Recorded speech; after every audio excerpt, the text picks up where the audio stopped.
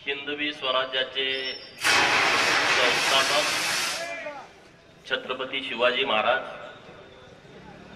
महात्मा ज्योतिराव फुले, सावित्रीबाई फुले, पुण्यश्लोक अहिल्यादेवी होळकर, महात्मा बसवेश्वर, नरवीर राजे उमाजी नाईक, बहिर्जी नाईक, अण्णाभाऊ साठे आणि ज्या महामानवामुळे मी आज तुमच्या समोर बोलायला उभा आहे ते विश्वरत्न डॉक्टर बाबासाहेब आंबेडकर, या सर्व महापुरुषांना मी सर्वप्रथम विनम्र अभिवादन करतो।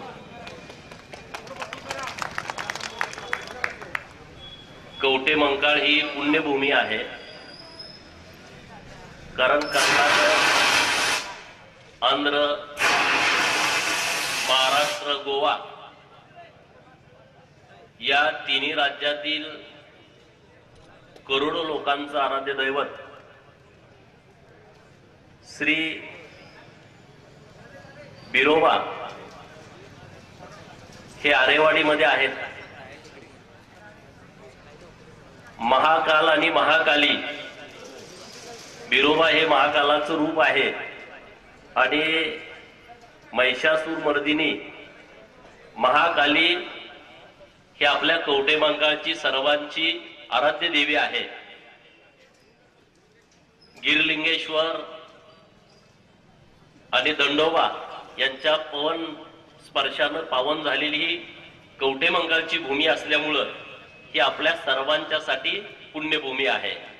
आणि अशा पुण्यभूमीमध्ये जत विधानसभा मतदारसंघातील मायबाप जनतेने मला विधानसभेचा सदस्य म्हणून निवडून दिलं आणि त्याबद्दल तुम्ही सर्वजण माझा सन्मान करताय, हे माझं भाग्य आहे, माझ्यासाठी आनंदाची बाब आहे।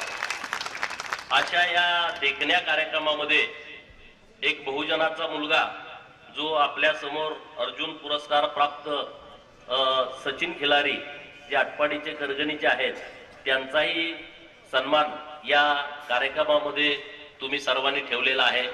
ते स्वतः उपस्थित आहेत। डॉक्टर रवींद्र अरळी साहेब ज्यांच्या नेतृत्वामध्ये हा कार्यक्रम होतोय ते माननीय राहुल गावडे, माननीय शशिकांत भजबळे सर, माननीय रमेश नाना खोत, युवा नेते कवठेमंकाळ तालुका बाळासाहेब हजारे, भाजपाचे नेते शिरूर माननीय राजू पाटोळे, माननीय जयसिंग तात्या, माननीय अक्षय हक्के, माननीय अमोल गोरड, वैभव मोठे, माननीय राजाराम पाटील सर, माननीय मिलिंद कोरे, माननीय खरमाटे साहेब, ज्येष्ठ नेते माननीय बाळासाहेब गुरव, माननीय माझे मित्र संजय बनसोडे, अन्य सगळे पत्रकार मित्र इथे उपस्थित आहेत। आणखी मान्यवर आहेत, तानाजीराव वेमकर आहेत, श्रीकांत हजारे आहेत, बाकी सगळे डॉक्टर टीम सगळी इथे उपस्थित आहेत आणि तुम्ही सगळेजण असंख्य लोक या कार्यक्रमासाठी उपस्थित आहात, त्याबद्दल तुम्हा सर्वांचं मी मनापासून आभार व्यक्त करतो। खरं तर कवठेमंकाळला कार्यक्रम आज उद्या करत जरा उशीर झाला। त्यांचा सारखा दबाव होता माझ्यावरती की तुम्ही वेळ द्या, मग एकदा दोनदा हा कार्यक्रम पुढे गेला, पण आज 7 तारखेला हा कार्यक्रम घ्यायचं निश्चित झालं। मला काय अपेक्षित नव्हतं की इतक्या मोठ्या संख्येनं तुम्ही उपस्थित राहाल, कारण आता राहुलनं जे भाषण केलं ते भाषण जरा वेगळ्या पद्धतीचं होतं। कवठेमंकाळसाठी जरा ते मला वाटतंय नवीन पेरणी आहे। संजय राऊतनी लिडरशिप केली पाहिजे याची। त्यांनी जी मांडणी केलेली आहे ती मांडणी खरं तर वेगळ्या धाटणीची मांडणी होती आणि आपल्या सर्वांच्यासाठी ती महत्वाची होती। आता त्यातून तुम्ही किती बोध घेताय मला माहित नाही, पण जर बोध तुम्ही घेतला तर निश्चितपणे कवठेमंकाळमध्ये क्रांती होऊ शकते। इतकी क्रांती करण्याची क्षमता इथल्या लोकांच्या मध्ये आहे, इथल्या भूमीमध्ये आहे आणि त्यामुळं तुम्ही क्रांती कराल अशी मला अपेक्षा आहे। आज कवठेमंकाळमध्ये माझा सन्मान होतोय, बऱ्याच जणांच्या नजरा या कार्यक्रमाकडे नक्कीच लागल्या असतील, कारण कसं काय ह्याचा काय मतदारसंघ नाही, इथं कसं काय कार्यक्रम पोरं घ्यायला लागलेत अशा लोकांच्या राजकारण म्हटलं तर त्या सगळ्या बाबी होतात। परंतु सांगली जिल्हा आहे, सांगली जिल्ह्यातला कवठेमंकाळ एक महत्वाचा तालुका आहे आणि या तालुक्यावरती सातत्यानं अन्याय झालाय। म्हणजे जिल्ह्यातले जे अनेक तालुके आहेत त्यात कवठेमंकाळ पण आहे। काही वेळ संधी कवठेमंकाळ तालुक्याला मिळाली होती, पण त्यातून जे परिवर्तन होणं अपेक्षित होतं ते परिवर्तन आपल्याला होताना दिसत नाही. ही आजची परिस्थिती आहे. आपण काय नुसतं टीकात्मक बोलतोय अशातला भाग नाही, परंतु कवठेमहांकाळ, जत, खानापूर, आटपाडी हे सांगली जिल्ह्यातले जे 4 तालुके आहेत, या तालुक्यांच्या वरती सातत्यानं अन्याय झाला आणि त्यामध्ये काही बदल व्हायचा असेल तर लोकांच्या मधून उठाव होण्याची आवश्यकता आहे आणि तो उठाव तुम्ही आम्ही करण्याची गरज आहे असं मला वाटतंय. आता कवठेमहांकाळमध्ये बरेच विषय आहेत. आता त्यांनी विषय मांडला की बाबांनो, जो उपजिल्हा रुग्णालय आहे ते 100 बेडचं झालं पाहिजे आणि खरी गोष्ट आहे की गरीब लोक जास्तीत जास्त हे सरकारी दवाखान्यामध्ये जातात आणि तिथं चांगल्या सुविधा असणं हे गरजेचं आहे आणि त्यामुळे आमचं जतला पण उपजिल्हा रुग्णालय तयार आहे, परंतु तिथं स्टाफ नसल्यामुळे अजून ते चालूच झालं नाही. आणि डॉक्टर साहेब आर्ली साहेब कुठे आहेत, काल त्याला पर्याय आम्ही काढलाय. जिल्ह्याचे कलेक्टर साहेब माननीय राजा दयानिधी साहेब यांनी आणि आम्ही असा एक पर्याय काढलाय की ते काही संस्था हे हॉस्पिटल सरकारी चालवायला घेतात आणि त्यांना जिल्हा नियोजन मधून आपण फंड द्यायचा असतो. तर आपल्या जिल्हा नियोजनची तयारी अशी झाली की होय, आम्ही जर एखाद्या चांगल्या संस्थेनं हा दवाखाना चालवायला घेतला तर त्याचा सगळा खर्च आमची जिल्हा नियोजन देईल. आणि मी परवा आरोग्य मंत्री महोदयांना भेटलो आणि त्यांना मी असा प्रस्ताव मांडला. ते म्हटले, अरे हा प्रस्ताव नवीन आहे आमच्यासाठी. तर म्हटलं हे करता येतंय, तुम्ही तसा विचार करावा. कलेक्टर साहेबांचं आणि आरोग्य मंत्री महोदयांचं मी बोलणं करून दिलं आणि मग त्यांना तो प्रस्ताव मान्य झाला, पटला. त्यांनी सांगितलं की तुम्ही प्रस्ताव पाठवून द्या, आम्ही याला मान्यता देतो. जर पुढच्या 8-15 दिवसात ती मान्यता मिळाली तर आपला दवाखाना जतचा म्हणजे आता तो चालू होईल. आणि मी आता सोमवारी जाऊन परत माननीय मुख्यमंत्री महोदयांना भेटतो की कवठेमहांकाळसाठी आमच्या लोकांची मागणी आहे की तो 100 बेडचा दवाखाना झाला पाहिजे आणि त्याला लागणारा सगळा स्टाफ तात्काळ दिला पाहिजे. मी इथला आमदार नाही, डिस्टर्ब करणं माझं काम नाही, परंतु लोकांची जर भावना असेल की गोपीचंद हा विषय मांडला पाहिजे, म्हणजे माझं कर्तव्य आहे, ते माझं काम आहे. आणि मी तुम्हाला सोमवार मंगळवार पर्यंत माननीय मुख्यमंत्री महोदयांना भेटून तसं पत्र देईन, माननीय आरोग्य मंत्री महोदयांना भेटेन आणि तशा पद्धतीची कारवाई करण्याची मी विनंती त्यांना करेन. त्याबद्दल तुम्ही चिंता करू नका.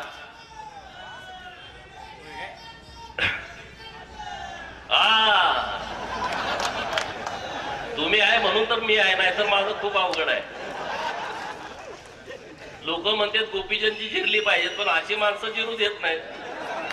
त्यामुळे जे म्हणतायत गोपीचंदची जिरवा, त्यांची अनेक वेळा जिरलेली तुम्ही बघितली आणि पुढे कायम जिरेल.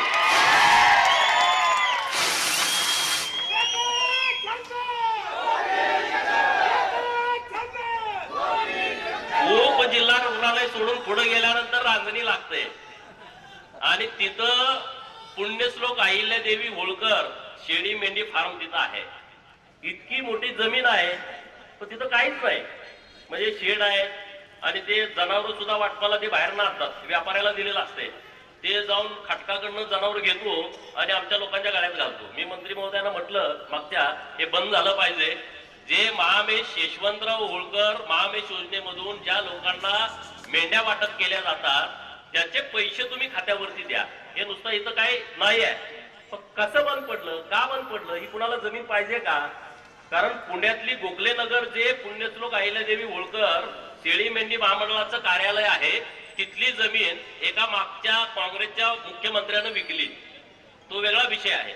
ही कुणाला विकायची आहे का? हे कशासाठी बंद पडलंय? तर हे बंद पडू दिलं जाणार नाही. माननीय पंकजाताई आता या खात्याच्या मंत्री आहेत आणि राज्याचे मुख्यमंत्री देवाभाऊ आहेत. तर यांच्याकडे आम्ही प्रस्ताव मांडला. मागच्या सरकारमध्ये आम्ही 66 कोटी रुपये हे जे राज्यातले मेंढी फार्म आहेत त्यांच्यासाठी दिलेले आहेत. आणि मी सरकारकडे काही मागण्या केलेल्या आहेत की जे ब्रीड, आता राहुल बोलला की नवीन ब्रीड आला पाहिजे, याच्यासाठी कुणी काम केलं नाही. आमचे जे मेंढपाळ आहेत ते रात्रंदिवस जुन्या मेंढ्या घेऊन फिरतात. आता माडग्याळ नावाची जी जात मेंढ्यांची आलेली आहे त्याच्यामुळे जरा मोठ्या प्रमाणात फायदा होताना दिसतोय. अन्यथा आमचे जे जुने मेंढपाळ आहेत ते त्यांच्या जुन्या मेंढ्यांचं ब्रीड घेऊन 5,000, 7,000, 10,000 पर्यंत मेंढ्या कुकरी विकली जातात. त्यानं लोकांना फायदा होत नाही आणि म्हणून मी स्वतः या सगळ्या विषयामध्ये लक्ष घातलेलं आहे. आणि आता चांगले ब्रीड बकरे असतील किंवा बोकड असतील हे लोकांना कसे पुरवता येतील अशा पद्धतीचा सरकारच्या माध्यमातून आपला प्रयत्न सुरू आहे.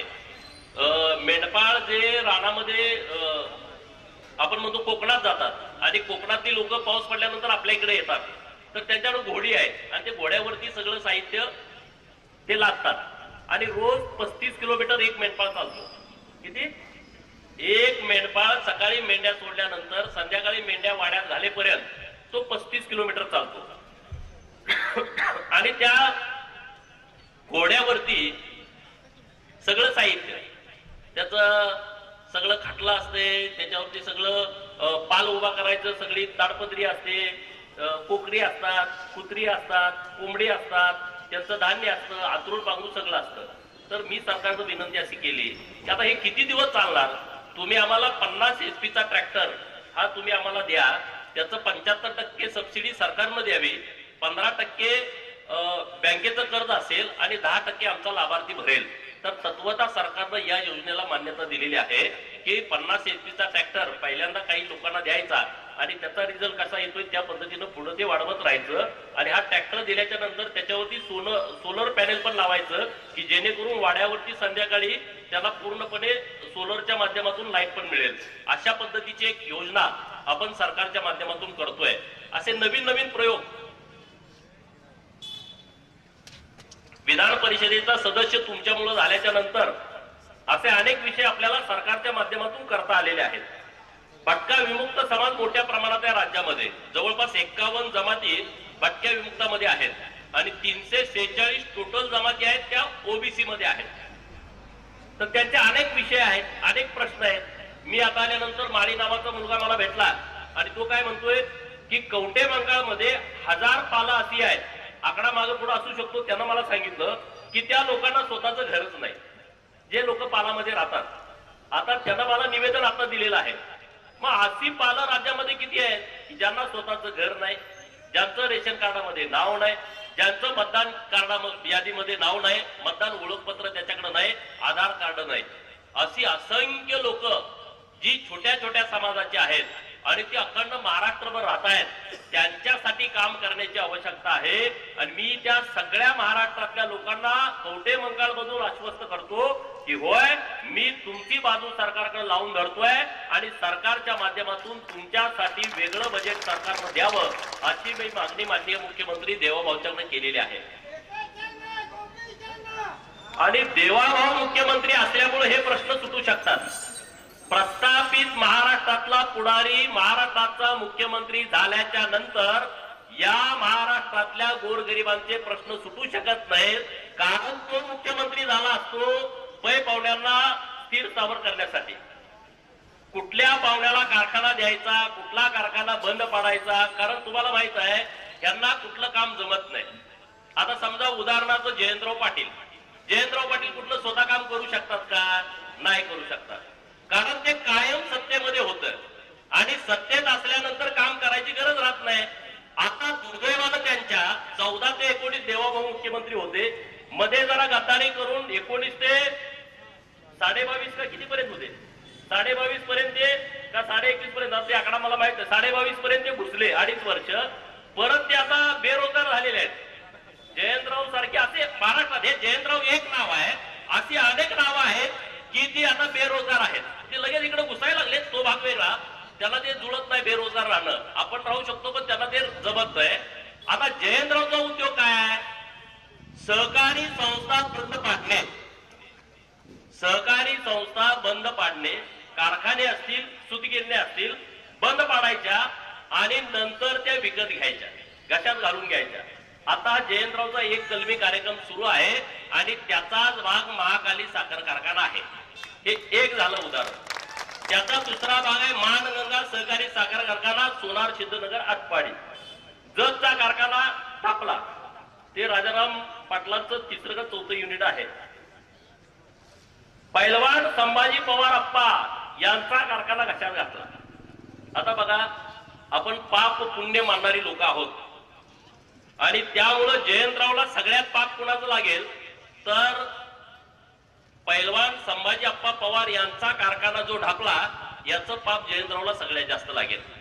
कारण संभाजी पवार अप्पा मला विधानसभेचे आमदार असताना मुंबईमध्ये मंत्रालयामध्ये 1 तास ही स्टोरी सांगत होती. मी तर एकदम छोटा कार्यकर्ता होतो, पण त्यांनी मला 1 तास हा विषय सांगितला आणि त्यामध्ये त्यांचं एक वाक्य होतं की राजाराम पाटलाचा फोटो माझ्या देवाऱ्यात आहे, जयंतराव एक तर पुण्यतिथीला नसेल तर जयंतीला राजाराम पाटलाच्या पुतळ्याला हार घालत असेल, मी रोज आरती करतो, मी रोज अगरबत्ती लावतो आणि त्या फोटोचं पूजन करतो, त्याचं बक्षीस मला जयंतरावने असं दिलेलं आहे. हे कुणाचं वाक्य आहे? पैलवान संभाजी पवार अप्पांचं वाक्य आहे की त्याने माझा कारखाना ढाकला. आता त्यांना महाकाली कारखाना ढापायचा आहे. बघा प्लॅनिंग, 5 वर्ष कारखाना बंद आहे. मागं पुढे आकडा असू शकतो, मी काय एवढा कारखान्याचा अभ्यास केला नाही. 280 एकर जमीन आहे, दर 35 लाख रुपये पुढच्या प्लॉटचा आहे, मागं 15-20 लाख तर असेल. कारखान्याला जमीन जास्तीत जास्त 50 एकर म्हणजे हायेस्ट 50 एकर म्हणजे सगळं त्यांचं त्यामध्ये बसतंय. 50 एकर राहिली 230 एकर. आता कर्ज किती असेल? 140 कोटी. ओटीस तुम्ही किती पण केलं या जिल्ह्यामध्ये? अनेक पुढाऱ्यांची ओटीस कर्ज केली. 100 कोटीचं 20, 30, 40, 50 कोटी भरून घ्यायचं, बाकीचं माफ. आज तुम्ही विचार करा, जर सरासरी 20 लाख रुपये गुंठ्यानं जमीन धरली, 40 गुंठ्यामधले 30 गुंठे जमीन विकायला मिळते, तर तुम्ही हिशोब लावून बसा घरी कॅल्क्युलेटर वरती घेऊन. 280 पैकी 50 एकर जमीन कारखान्याला ठेवली आणि राहिलेली 230 एकर गुणुले 30, तेवढे गुंठे म्हणजे 20 त्रिक 60, 6,000 आणि 6 त्रिक 18, किती गुंठे झाले बघा, हिशोब करा, कॅल्क्युलेटर मध्ये बसणार नाही. हे आपल्या जिल्ह्याचे नेते. कारखाना कुणाचा? सभासदांचा. 18,000 सभासद तुमचे, त्यातले 1800 कर्नाटकामधले. मंगळसूत्र कुणी घाण ठेवली, कुणी 7-12 उतारेवरती कर्ज काढलं, सोसायटीचं कर्ज काढलं आणि त्यांनी हा कारखाना उभा केलाय. अरे तुम्ही जिल्ह्याचे नेते आहात, तुमचं विजन काय पाहिजे की बाबा हा कारखाना सभासदांचा कसा राहायला पाहिजे. ते विजन तुमचं आहे का? ते विजन तुमचं नाही आहे. तुमचं विजन आहे फक्त सभासदांचे कारखाने ही आपली स्वतःची प्रायव्हेट लिमिटेड कंपनी करणं. आता मला वाटतंय कारखान्याची निवडणूक लागली आहे, मला सगळ्या सभासदांना सांगायचं आहे की तुम्ही सगळे ताकदीनं पॅनेल उभा करा. नेत्याची आवश्यकता नाही तुम्हाला, तुमच्यामध्ये इतकी शक्ती आहे. मी प्रचाराला येतो तुमच्या, तुम्ही कारखाना उभा करा, सगळी कापडं त्या जयंत पाटलाची काढू, पण कारखाना लोकांच्या ताब्यामध्ये ठेवू. अरे बँकेमध्ये तुम्ही इतका भ्रष्टाचार करताय. आजच मला वाटतं काल बातमी वाचली, पेपरला आलंय, जिल्हा बँकेचा दणका. जिल्हा बँकेचा दणका काय? 5 सूतगिरण्यांचा लिलाव काढला. अरे लिलाव काय? ही त्याच लोकांना परत त्या सूतगिरण्या द्यायच्या आहेत. 100 कोटी कर्ज असलं का त्या 20 कोटीला द्यायचे आहेत. हा दणका असतो का? अशा पद्धतीचं चालतं का? आम्हाला 1 लाख रुपयाचं कर्ज मागायला गेला तर तिथं सोसायटीचा सचिव देत नाही. ते म्हणते रानात जातोय. ऊस आहे का? कापूस आहे का? तुमचं डाळिंबाची बाग आहे का? द्राक्षाची बाग आहे का? मग तुम्हाला आम्हाला कर्ज मिळतंय. 1 लाख रुपये थकीत राहिलं, बँकेचं साहेब आपल्या दारामध्ये येत आहे, तुम्ही पैसे कधी भरताय? नाहीतर आम्ही तुमचं नोटीस काढतो, 101 करतो, अमुक करतो, तमुक करतो, लिलाव काढतो. अरे बाबांनो, ज्यांनी हे कारखाने बुडवले, खाल्ले, त्या लोकांचं तुम्ही काहीच करत नाही. आमच्या गरीब लोकांच्या पाठीमागे तुम्ही लागलाय. आणि म्हणून मला तुम्हाला विनंती करायची आहे की महाकाली कारखान्याची जर निवडणूक लागल्यास, मला वाटतं आजपासून 11 तारखेपर्यंत अर्ज भरायचे आहे. तरुण सगळ्या पोरांनी या अर्ज भरा. त्यामध्ये म्हणजे तुमचं नावं नसतील, आपल्या जुन्या लोकांचे असतील, त्यात पण अट्टी काय टाकून ठेवल्या, ऊस घातला, अमुक तमुक बोलत सगळं जरा बघा व्यवस्थितपणे. आणि तशा पद्धतीनं तुम्ही ही निवडणूक लावा आणि कसल्याही परिस्थितीमध्ये हा कारखाना तुम्ही जाऊ देऊ नका. हे काही नाटक, जतचा कारखाना एवढा मोठा, मला 200-250 एकर तिथं पण जमीन आहे. आमच्या आटपाडीची जमीन आहे 227 एकर, तिथंही 5 लाख रुपयाचा दर आहे. ते पण आता त्यांनी त्यांचं सेटलमेंट झालंय. जयंतराव सगळ्याचा मोरके आहे, बाकी काय नाही. सगळ्या पार्टीच्या ह्यांना कारखाना हेच विकतोय. आता कशा पार्टी चालले तर कोण कोण लोक आहेत ही कशी आहेत तुम्ही बघा. आता आम्ही तर आटपाडी मानगंगा बचाव मोहीम आम्ही हातामध्ये घेतोय. तिथल्या लोकांचा मला आग्रह आहे की तुम्ही लिडरशिप केली पाहिजे. मी उद्याच या संदर्भात सचिनदादा बैठक ठेवली आटपाडीमध्ये की ज्या सभासदांना वाटते कारखान्यात पाहिजे तर कारखाना आम्ही जाऊ देणार नाही. मग काय करावं लागेल ते आम्ही करू. तसं तुम्ही सुद्धा, अरे महाकाली साखर कारखाना हे तालुक्याचं अर्थवाहिनी आहे. इथल्या सगळ्या लोकांना आता 7-7, 10-10 रुपये बाहेरच्या कारखान्यांना ऊस तोडीसाठी स्वतः खर्च करावा लागतोय. तर आता कारखाना पाणी नव्हतं तेव्हा कारखाना सभासदांचा होता. आता पाणी आलं आणि सभासदांचा कारखाना राहत नाही, तो प्रायव्हेट लोकांचा होतोय. जतला पाणी गेलं तिथला कारखाना प्रायव्हेट लोकांचा होतोय. आटपाडीला पाणी आलंय सगळ्या ठिकाणी, तिथला आता कारखाना प्रायव्हेट करायचा आहे. म्हणजे हे कुठलं धोरण आहे? हे कुठलं जयंतरावचं समाजकारण आहे? हे कुठल्या तालुक्याचं आणि जिल्ह्याचं आणि लोकांचं हित हे लोक जोपासतायत. हे सगळं बेगडी आणि नाटकी सगळा विषय होता. यांना बोलणारं कुणी नाही. तुम्ही या विषयावरती बोला. मी काय, माझा काय वैयक्तिक शत्रू नाही जयंत पाटील, माझं त्याचं बांधायला बांध नाही. परंतु तुम्ही जी भूमिका जिल्ह्याच्या बाबतीमध्ये घेताय, का नाही कवठेमंकाळला एखादा मोठा कारखाना आला? का कवठेमंकाळ मधल्या तरुणांच्या हाताला काम इथल्या इथं मिळत नाही? आटपाडीमध्ये का नाही एखादी एमआयडीसी आली? तुम्ही एवढे वर्ष सत्तेमध्ये आहे, एवढे वर्ष तुमच्याकडं मंत्रालयामधलं महत्वाची पद तुमच्याकडे होती, जतला का नाही मिळाला? आता मी आमदार होण्यापूर्वी मी प्रयत्न केला तर 1,500 एकरामध्ये एमआयडीसीला मंजुरी सरकारनं दिलेली आहे. आता मी साधा माणूस आहे, छोटा माणूस आहे. मी काय तेव्हा विधानसभेचा आमदार नव्हतो, मी विधान परिषदेचा आमदार होतो आणि माझा तालुका पण जत नव्हता. मी तिथं उभा राहणार याची शाश्वती पण नव्हती. पण मला तिथल्या लोकांच्यासाठी काहीतरी करावं वाटलं म्हणून एका साध्या आमदारानं विधान परिषदेचा प्रयत्न केला. तर 1,500 एकरामधली एमआयडीसी येऊ शकते, तर कवठेमंकाळला का नाही? हा तुम्ही प्रश्न स्वतःला विचारा. सरकारमध्ये राहिलेली माणसं आहेत 15-15 वर्ष, जिल्ह्यामध्ये मोठं नेतृत्व. यांनी ठरवलं तर काही झालं असतं, पण यांना काही करायचं नाही. तुम्हाला गुलाम म्हणून तुम्ही राहायला पाहिजे. ते आल्याच्या नंतर तुम्ही त्यांच्या मागे पुढे पळायला पाहिजे, त्यांचे बॅनर लावले पाहिजेत, फटाकड्या उडवल्या पाहिजेत, त्यांच्या बरोबरचा एक फोटो काढून तुम्ही घरात भिंतीवर नेऊन लावला पाहिजे. माझी आणि जयंतरावची ओळख आहे, ह्याच्या पलीकडं काही नाही. आणि ह्यातून तुम्ही बाहेर पडा, त्याचा काही उपयोग नाही आहे. बहुजन समाजाला तर माझी विनंती आहे, राजकारणाशिवाय तुम्हाला सन्मान मिळू शकणार नाही, अजिबात मिळणार नाही. आज मी एकटा आमदार आहे. जिल्ह्यातल्या कुठल्याही बहुजनानं माझ्याकडे यायचं, गरीब मराठ्यापासून सगळ्या लोकांनी. तुमचं काम करून देण्याची जबाबदारी माझी, कुठल्याही मतदारसंघातला असा. मला शिराळ्या वाळव्यापासून लोक माझ्याकडे येतात, आमचं असं असं काम आहे, तुम्ही करून द्या. परंतु हे एका दोघांचं काम नाही मित्रांनो. हे गोपीचंद आमदार झाला म्हणून प्रश्न निकाली निघत नाही. असे असंख्य गोपीचंद महाराष्ट्रामध्ये तयार व्हावे लागतील. असंख्य लोकांना लढावं लागेल. तुम्हाला संघर्ष करायची तुमची तयारी असली पाहिजे. पोलीस स्टेशन तुमच्यावर केसेस पडणार, जेलमध्ये तर जावं लागणार, गेलं पाहिजे. तुम्ही ज्याला लढायचं आहे ना, ज्याला काम करायचं आहे, ज्याला बदल करायचा आहे, त्यानं या सगळ्या गोष्टींना सामोरं गेलंच पाहिजे असं माझं मत आहे. आणि तुम्ही त्या बाबतीमध्ये सामाजिक जीवनामध्ये काम करताना तुम्ही सगळ्या विषयामध्ये अशा बाबतीमध्ये पुढे येण्याची आवश्यकता आहे. अरे आपल्या पाठीमाग बिरोबाचा आशीर्वाद आहे, तुम्ही लक्षात घ्या.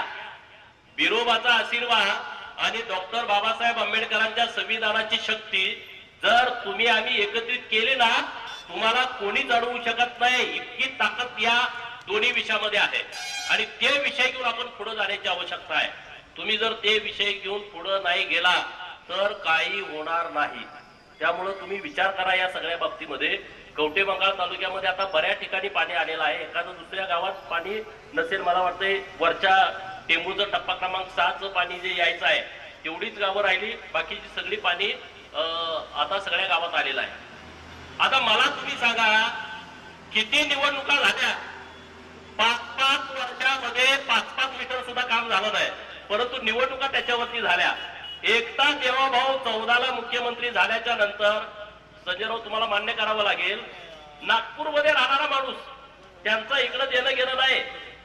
इस्लामपूर वाल्याला जतची काळजी वाटली नाही, सांगलीवाल्यांना जतची काळजी वाटली नाही, तासगाववाल्यांना आटपाडीची काळजी वाटली नाही, परंतु इथून 800 किलोमीटर नागपूरला राहणाऱ्या देवाभाऊंना काळजी वाटली की सांगली जिल्ह्यातल्या प्रत्येक दुष्काळी गावामध्ये पाणी गेलं पाहिजे आणि त्यासाठी हजारो कोटी रुपये त्यांनी उपलब्ध करून दिले. आता तुम्ही विचार करा, देवाभाऊ नुसत्या सांगलीचा विषय नाही, अख्ख्या महाराष्ट्रातला दुष्काळ मिटवण्याची क्षमता त्या नेतृत्वामध्ये. मी काय उगाच त्यांचं कौतुक करत नाही, त्यांच्याकडे ती हिंमत आहे, त्यांच्याकडे ती ताकद आहे. एकट्याच जतला 2,000 कोटी रुपये दिले. आणि जयंतराव जलसंपदा खात्याचे मंत्री होते, त्यांनी किती दिले तर तुम्ही सगळे पत्रकार हिशोब काढा, त्या लोकांना द्या ना समोरासमोर. 2.5 वर्ष जयंतराव जलसंपदा खात्याचे मंत्री होते, त्यांच्याकडे सगळ्या दुष्काळी योजना करण्याचे अधिकार होते. आणि देवाभाऊ आता 2.5 वर्ष जलसंपदा खात्याचे मंत्री होते, त्यांनी किती महाराष्ट्रातल्या योजनांना पैसे दिले आणि जयंतरावनी किती दिले? जयंतराव 2.5 वर्ष महाराष्ट्राचे जलसंपदा खात्याचे मंत्री असताना 5 योजनाला पैसे दिले. किती? 5 योजनाला. आणि देवाभाऊ राज्याचे जलसंपदा मंत्री झाल्यानंतर 125 योजनाला पैसे दिले. किती किती फरक आहे? किती? मग आता कुणाला नेता मानायचं? आता तुम्ही तर मानत नाही, पण जे त्यांना कार्यकर्ते जे आहेत ते नेता मानतील, त्यांनी तर आज पहिला बेताडावरचा जयेंद्ररावचा फोटो काढून गुपचूप तर नदीत नेऊन टाकला पाहिजे. गुपचूप. जरा तुम्हाला इज्जत जाईल पै पाहुण्यात, लय रुबाब आधी केलेला असतोय, पण काय उपयोग नाही रे. त्यांचं गाव आहे कासेगाव, हे तुम्हाला माहित आहे ना सगळ्यांना. कासेगाव मधलं पोलीस स्टेशन भाड्याच्या इमारतीमध्ये आहे. मी तुमच्या बरोबर बोलत असताना कवटेमंकाळचं तरी आपल्या सरकारच्या स्वतःच्या हद्दीत आहे, पण जयंतरावच्या गावचं पोलीस स्टेशन हे आता भाड्याच्या इमारतीमध्ये आहे. संजयराव ह्याच्यावरती अग्रलेख लिहा उद्या. इस्लामपूरच्या पोलिसांना अजून स्वतःला राहायचं हक्काचं निवासस्थान नाही आहे. ह्या लोकांनी आपल्या जिल्ह्याचं 20-20 वर्ष राजकारण केलं, हे सगळ्यात मोठं दुर्दैव आहे. ह्याचं मला सगळ्यात वाईट वाटतंय की ज्यांच्याकडे विजन नाही, जे काम करू शकत नाहीत. आता आम्ही जतसाठी, आटपाडीसाठी कार्डियाक अँब्युलन्स मागं मी लावून धरला होता विषय. डॉक्टर साहेब, कार्डियाक अँब्युलन्स तुम्ही बघितलं, एकाला 50,000 रुपये भाडं घेतात. इथून पुण्याला जायचं म्हटलं तर सर्वसामान्य लोकांची ती कपॅसिटी नाही आहे. आता आटपाडीची अँब्युलन्स आली आहे आणि पुढच्या महिन्यात जतची येईल गरिबांसाठी. अरे तुमच्याकडे सगळे आहेत ना. 800 कोटी रुपये जिल्हा नियोजन मध्ये पैसे आहेत. आपल्या नुसत्या जिल्ह्याचं बजेट 800-900 कोटी रुपयाचं आहे. कुणाला दिलं तुम्ही? किती नंदीवाल्यांच्या वस्तीवरती तुम्ही रस्ते केले? किती लोणारी समाजाला तुम्ही निधी दिला जिल्हा नियोजन मधून? गरीब लोक जे आहेत वाड्या वस्त्यावरती राहतात, अरे त्यांचा लोकप्रतिनिधी नाही, पण लोकप्रतिनिधीचं काम आहे समान वाटप झालं पाहिजे. ज्या लोकांना आमदाराकडे जाता येत नाही त्या लोकांच्याकडे आपण गेलं पाहिजे. आणि म्हणून मी जतच्या लोकांनी मला निवडून दिलंय. मी पहिल्यांदा सांगितलं माझ्या सगळ्या सहकार्यांना की ज्या लोकांना कधीच राजकीय पद मिळालं नाही त्या लोकांना पहिल्यांदा आपण पद देऊ, आपण मागच्या लाईनीमध्ये बसू आणि त्यांना पुढच्या लाईनीमध्ये बसवू. हे धोरण आम्ही आता जतमध्ये राबवतोय. जे आमच्या अधिकारात असेल तेवढं.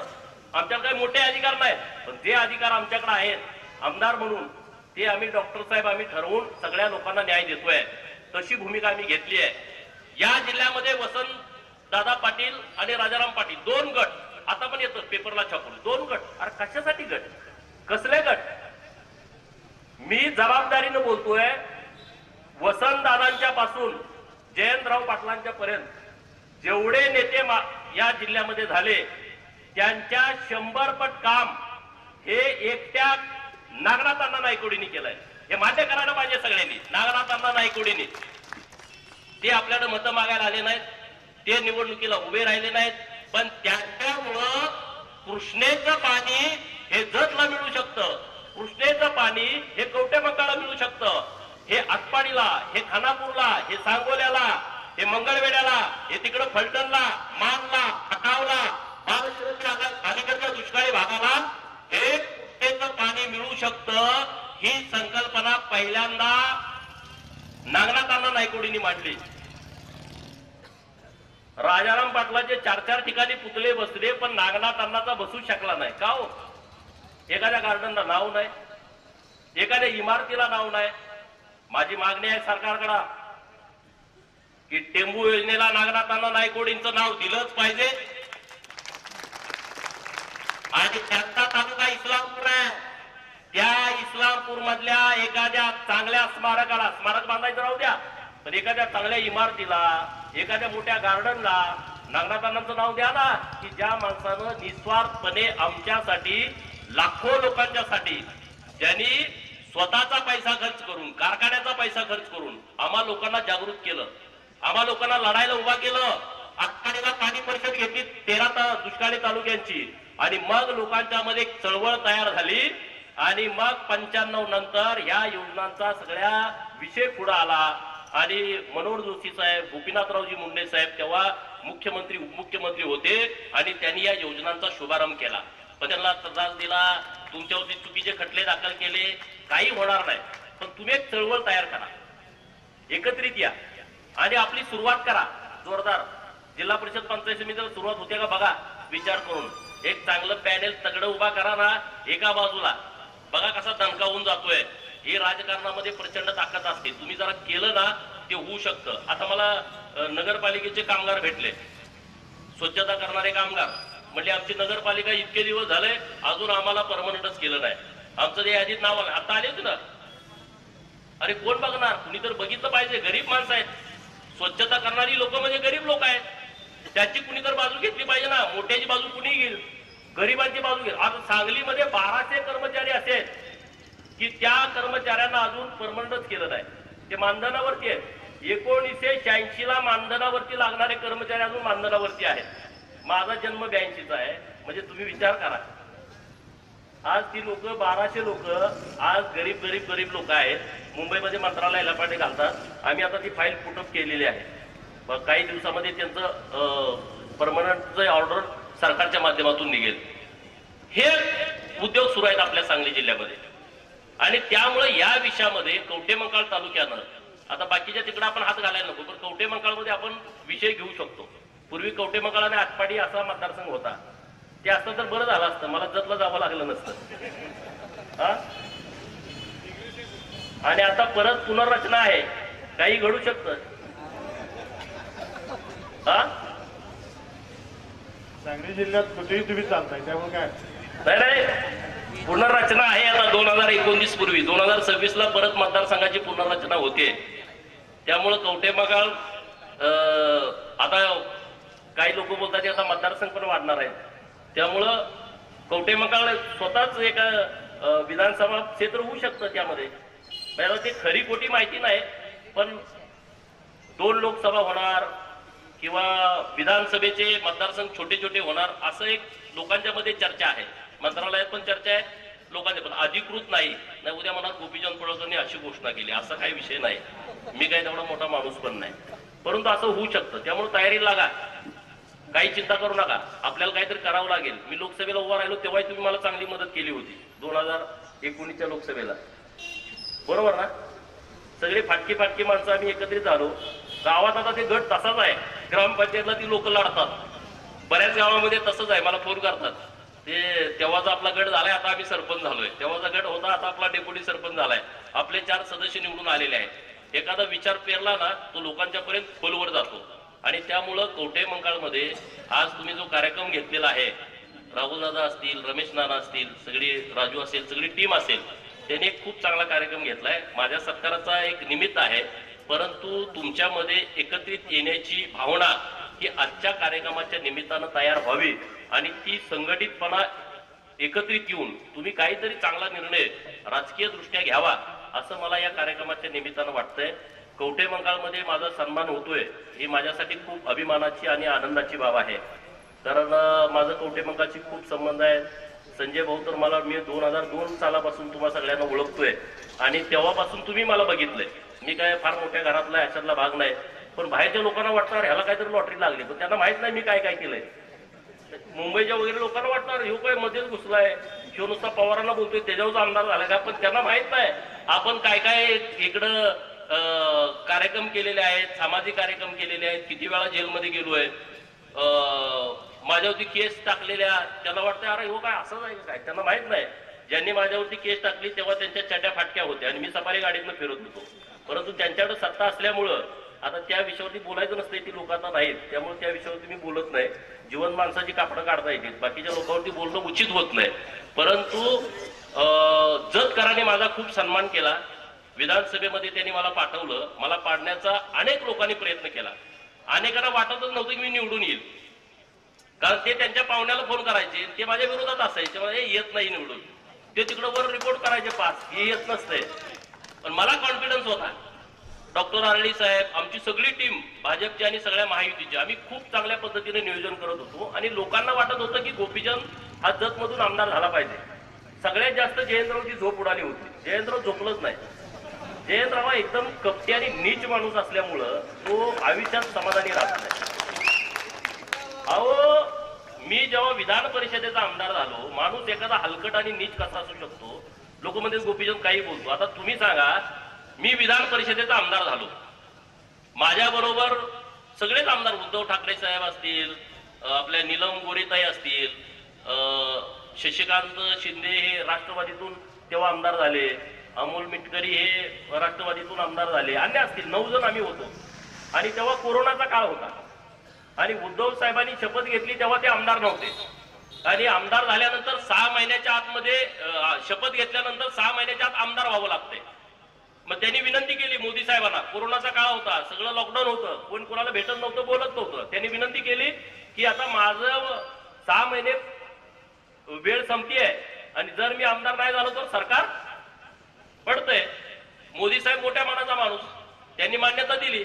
आता आपल्याला वाटतं पडलंच पाहिजे, हे असंच झालंय म्हटल्यावरती आपल्याला वाटतं ना कार्यकर्ता म्हणून हे कशाला व्हायचं. पण त्यांनी विनंती मान्य केली आणि त्यांनी निवडणूक लावली. निवडणूक पूर्ण बिनविरोध, सगळ्यांचं ठरलं की निवडणूक बिनविरोध. आता आम्हाला निरोप आले, आम्ही गेलो तिकडं, अर्ज वगैरे सगळं भरणं झालं. गुप्त होतं ते, कुणालाच माहित नव्हतं कुणाचा अर्ज भरणार काय, टीव्हीवरती वेगळीच नावं होती. आणि जेव्हा छाननी होती तेव्हा प्रदेश कार्यालयामध्ये मी बसलो होतो. सगळे उमेदवार आम्ही सगळे प्रदेश कार्यालयामध्ये होतो. आम्ही काय तिकडे जायचा विषय नाही, पार्टीचे वकील होते. आणि माझा फोन सायलेंट, देवाभाऊंचे 4-5 मिस कॉल, चंद्रकांत दादांचे 4-5 मिस कॉल. परत मी मोबाईल घेतला तर एवढे मिस कॉल पडले. मी फोन लावला, अरे तू कुठं आहे? मी म्हटलं प्रदेश कार्यालयामध्ये आहे. अरे ताबडतोब जा म्हटले, तिथं तुझ्यावरती आक्षेप घेतलाय. आता म्हटलं माझ्यावर आक्षेप घेण्यासारखं काहीच नाही, आपल्याला काही प्रॉपर्टी नाही, इन्कम टॅक्स नाही, काही भानगड नाही.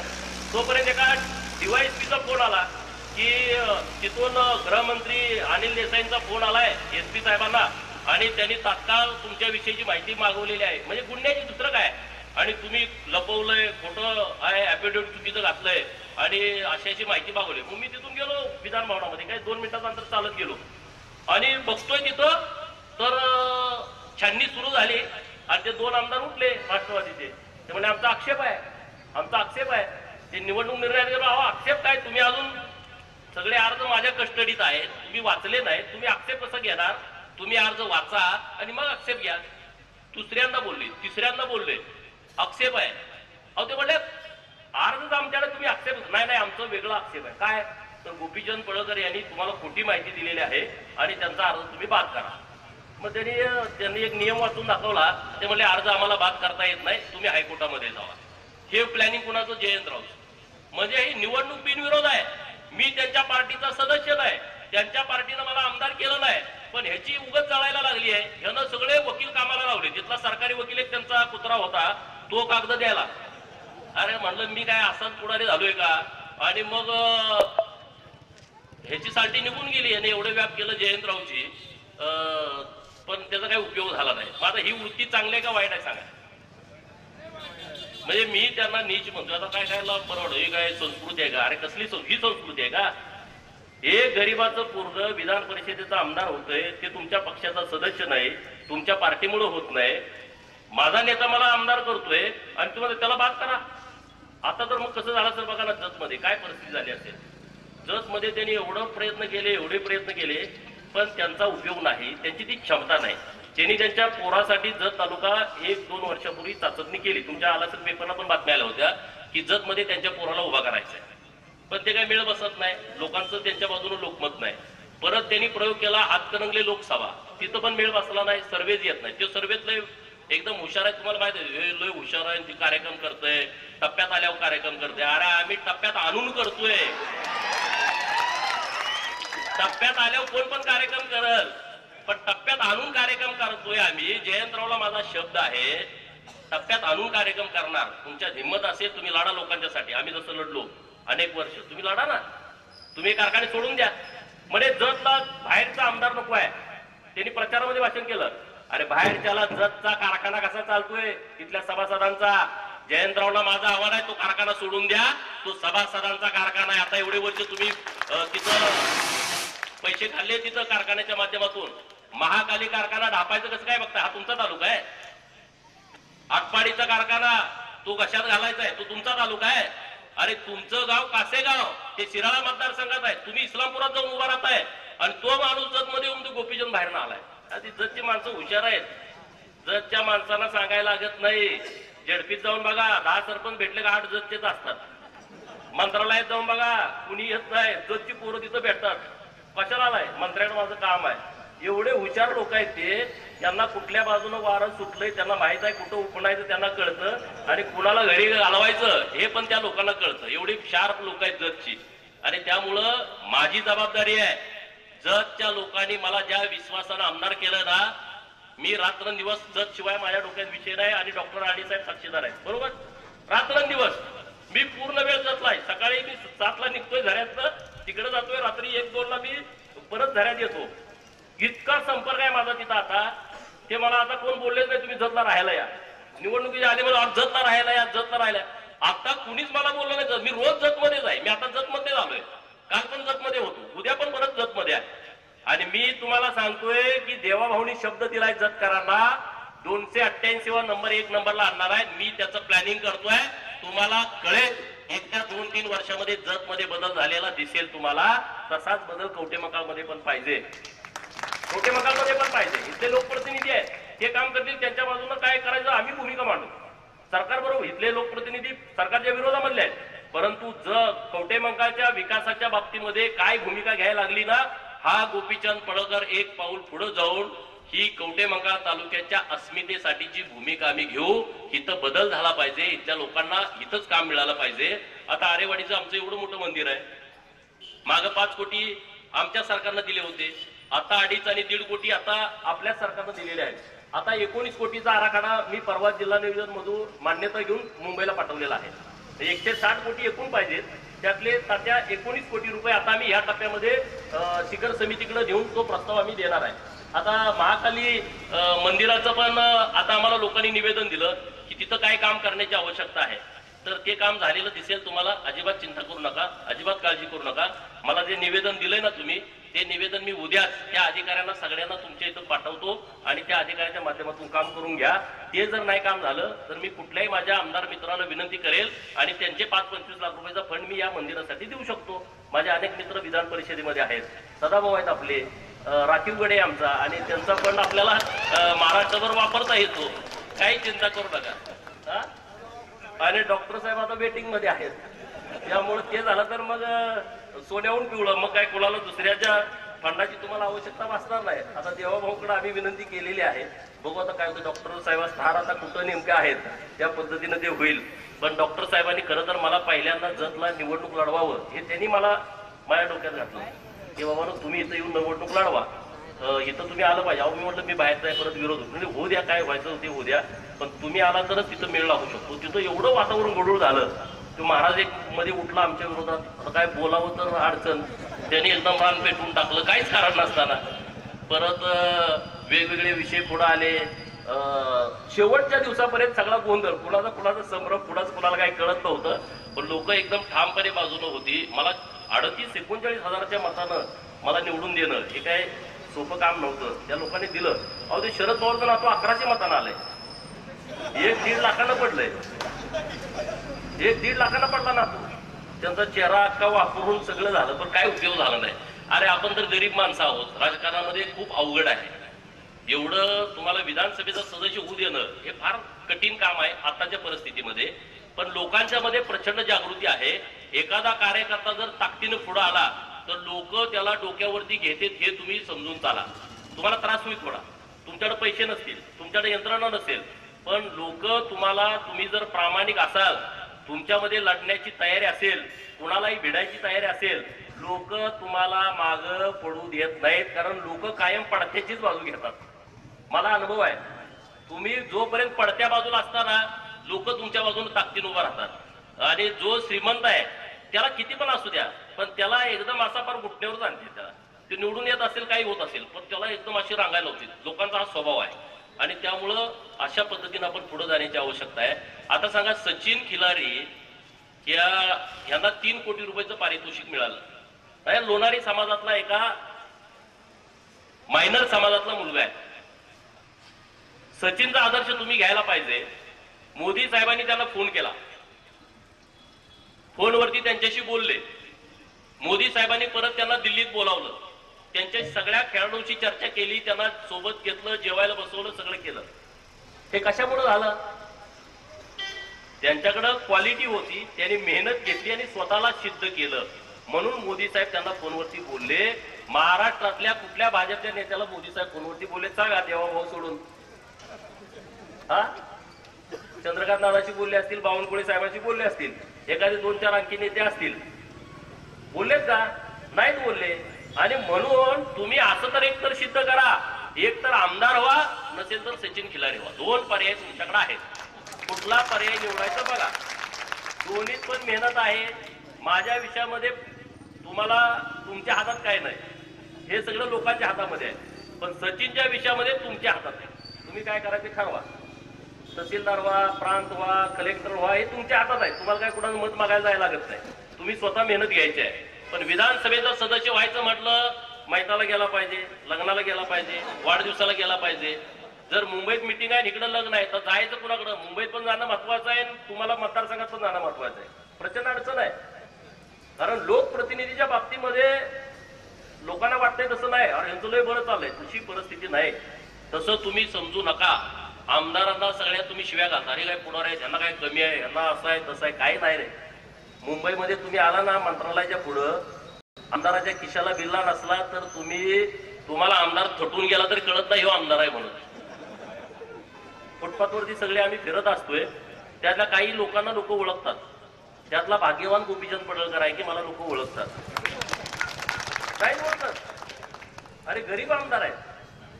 अनेक आमदार, त्यांच्याकडे कारखाना नाही, त्यांच्याकडे सुतगिरणी नाही, त्यांच्याकडे बँक नाही, पण ते लोकांची कामं करून तिथं आलेले आहेत. अनेक असे प्रस्थापित आहेत. तो विषय वेगळा.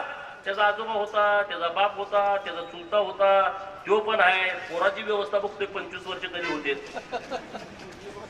हा, आमदाराचा पोरगा आमदार होणं सोपं आहे, पण नवीन कुटुंबातला पोरगा आमदार होणं हे फार अवघड आहे. त्याला आधीच बदनाम करून टाकते. तो नालायक आहे, तो असा आहे, तो गुंड आहे. मला गुंड म्हणून त्याने आधी पब्लिश केला. गोपीचंद पडळकर गुंड आहे. तुम्हाला वाटतंय का? रमेश नाना वाटतंय का मी गुंड आहे? हा, नाही वाटत. पण मी जतचा आमदार झालो, सन्मान काय असतोय. अमोल मिटकरी आमदार साहेब मला भेटले. तुम्हाला माहिती आहे माझं त्यांचं एकदम सारखं फायटिंग व्हायची. पण विधानसभेमध्ये मी गेलो, अधिवेशन होतं आणि मी असं चाललो होतो, त्यांनी माझ्या हाताला धरलं. हो पडळकर साहेब, बोला की. म्हटलं काय झालं? व्हायला मांडलं. म्हटलं तुम्ही दुसऱ्या मतदारसंघात जाऊन आमदार झाला. अमोल मिटकरी आमदार साहेबांनी माझं अभिनंदन करणं हा जतकरांनी दिलेला मला सन्मान आहे. हा जतकरांचा सुद्धा सन्मान आहे. त्यांना माहित आहे ना आमदार होणं एवढं सोपं नाही. त्यांनाही कुणी तर माझ्याविषयी चुकीचं बिल्डिंग केली, असंच आहे आपलं, बोलून बोलून आमदार झालाय. परंतु तिथल्या लोकांनी मला आमदार केलं आणि अमोल मिटकरींनी माझं अभिनंदन करणं मी हा माझा सन्मान समजतो आणि जतच्या तालुक्याच्या लोकांचा पण सन्मान समजतो. जतच्या लोकांनी मला एका उंचीवरती नेलेलं आहे आणि आज कवठेमंकाळच्या लोकांनी जतकरांच्या माध्यमातून मला आमदारकी मिळाली आणि म्हणून तुम्ही माझा सन्मान करताय. माझी जबाबदारी वाढते. आज मी सन्मान करून गेलो आणि माझं काम संपलं असं नाही. उद्यापासून मला फोन येतील, तहसीलदार साहेबांना काम आहे, पोलीस स्टेशनला माझं काम आहे, ते माझं कर्तव्य आहे. तुम्ही उद्या जरी मला कुठलं काम सांगितले, जबाबदारी सांगितली, तर ते काम करणं माझी जबाबदारी आहे. आणि त्यामुळे मी निश्चितपणे तुमच्या सगळ्यांच्या पाठीशी ठामपणे उभं राहील. पण कवठेमंकाळ पूर्णतः बदललं पाहिजे अशी आपल्या सगळ्यांचीच भावना असली पाहिजे. आहेच भावना, पण त्यामध्ये काहीतरी निर्णय झाले पाहिजेत. एखादी चांगली मोठी MIDC आली पाहिजे. माझा प्रयत्न सुरू आहे, जतला एखादा मोठा प्रकल्प यावा. आणि मला देवाभाऊनी शब्द दिला, उदय सामंत साहेबांनी शब्द दिला, आता ते दावोसला जाऊन आले की एक प्रकल्प आम्ही जतला देतोय. मला ज्या दिवशी जतला एक प्रकल्प मिळेल त्या दिवशी माझ्या आयुष्यातला सगळ्यात मोठा आनंदाचा क्षण असेल की 1000-2000 कोटीचा एक प्रकल्प जतसाठी येतोय. आता मी परवा पण त्यासाठीच गेलो होतो की म्हटलं मला एक प्रकल्प द्या, विनंती केली तर 100% तो मिळतोय. आपल्या इथं मिळू शकतो ना. कवठेमंकाळ पण काही भाग असा आहे की तो खडकाळच आहे, पाणी आलं तरी तिथं काही होऊ शकत नाही. जत मध्ये असा भाग आहे पाणी आलं तर काही बदल होणार नाही. म्हणजे जमीन आटपाडीमध्ये आता सगळीकडे पाणी आलं, पण जमीनच इतकी खडकाळ आहे की त्यामध्ये पाण्यानं काही होऊ शकत नाही. तर त्याच्यासाठी जशी अशी जमीन आहे तिथं आपल्याला काहीतरी प्रकल्प आणावे लागतील. आणि जिथं पिकाऊ जमीन आहे तिथं काही अडचणच नाही. जतमध्ये काही जमीन पिकाऊ आहे आणि काही जमीन प्रचंड खडकाळ आहे. कवठेमंकाळ तालुक्यात पण काही गावं अशी आहेत की तिथं प्रचंड खडकाळ जमीन आहे. आटपाडी तालुक्यात अशी जमीन आहे JCB त्या रानात गेलं 1 तास चालवलं तर 4 दात त्याचे मोडतात. त्याला परवडतच नाही 1 तास काम करायचं, पण नाईलाज होतो. अशी जमीन आहे. तर त्याच्याबद्दल पिकाचं नियोजन, रोजगार हमीच्या योजना या आपण गावात राबवल्या पाहिजेत. आणि त्यासाठीचा प्रयत्न आपण सगळ्या सरपंचापासून सगळ्या लोकांनी करण्याची आवश्यकता आहे आणि तो आपण सगळ्यांनी करावा. अशी मी तुम्हाला विनंती करतो. माझा मान सन्मान सत्कार केला त्याबद्दल सर्व मंडळींचं. राहुल तर चांगला बोलतोय, मला माहित नव्हतं एवढा चांगला बोलतोय. मी पहिल्यांदा त्यांना ऐकलं. रमेश नाना काय बोलले नाही, राजू पण काय बोलला नाही. तुम्ही आता पुढच्या कार्यक्रमात बोला, कारण आपण बोलायला शिकलं पाहिजे. हे आपलं व्यासपीठ आहे, तुम्हाला दुसरीकडे कोणी बोलू देत नाही. ते आपलं व्यासपीठ लावायचं आणि आपणच बोलायचं. मोठ्या कार्यक्रमात तुम्ही कुठल्या बोललाय का, तुम्हाला कोणी बोलू दिलंय का? मग स्तुती पाठक कोण असेल तर त्याला बोलू देते. तुम्ही जर सांगायचं असं आहे तू तसा आहे, मग त्याला म्हणजे याला बोल पाहिल्याचा. पण तुम्ही जर प्रश्न विचारायला लागला, हे येडायमध्ये हे जरा बाद झालंय, ह्याला मागं बसवा, ह्याला पुढे येऊ देऊ नका. मग आपण जेवढी येडी झालोय तेवढी सगळी एकत्र येऊन आपलंच व्यासपीठ लावायचं, आपणच बोलायचं. आपली पुढे लोक टाळ्या वाजवते, चुकलं तर आपण काय त्याला काही बक्षीस नाही, काय नाही. आपण आपली टीम नवीन तयार करण्याची आवश्यकता आहे. लिंगायत आणि धनगरांचं राजकारण व्हावं अशी मी भावना डॉक्टर आरडी साहेबांच्याकडे मांडली. लिंगायत पण खूप मोठा आहे राज्यामध्ये, काय नाही. धनगर पण खूप मोठा आहे, काय नाही. अरे धनगर आणि लिंगायताची ही अवस्था असेल तर गावातल्या रामोशी समाजाचं काय होणार, वडार समाजाचं काय होणार, गावातल्या पालात राहणाऱ्या लोकांचं काय होणार? सुतार लोहार कुंभाराकडे कोण बघणार? कुणी बघणार नाही. आणि म्हणून धनगर आणि लिंगायताची एक परिषद आम्ही महाराष्ट्रामध्ये घेतोय पुढच्या काही दिवसांमध्ये. आणि त्यामध्ये डॉक्टर साहेबांनी लीड करावं, कारण फायनान्शियल स्ट्रॉंग माणूस एकच आमच्याकडे असल्यामुळं, स्टेज लावायचं कोण हेतून आमचा प्रश्न असल्यामुळं ते डॉक्टर साहेबांना आम्ही आता पुढे घेतोय की एक मोठी परिषद ही महाराष्ट्रामध्ये होण्याची आवश्यकता आहे. कवठे मंकाळमधल्या सुद्धा लोकांना माझी विनंती आहे की तुम्ही सुद्धा या सगळ्या विषयामध्ये भाग घेण्याची आवश्यकता आहे.